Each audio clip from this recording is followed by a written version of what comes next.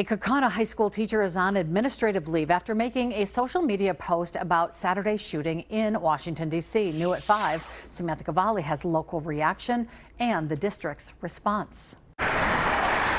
Shock and concern Monday after a social media post tied to a high school teacher appeared to mock the attempted assassination of President Trump. When people are saying, oh, too bad you missed, that kind of stuff, not cool.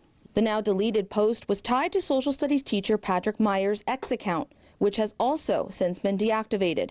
Reading, quote, "I am not impressed with recent presidential assassins. It's expletive embarrassing. Booth, Gito, Cholgosh, Oswald must all be spinning in their graves.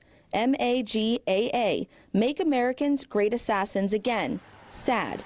For local business owner Mike Bray, the reaction was immediate. Scary. I mean, people actually think that way.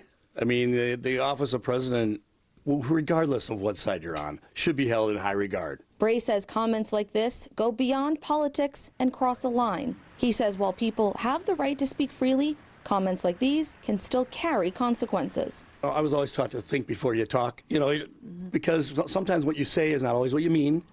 But at the same time, if that's what you mean, you got to worry about kind of some repercussions on that.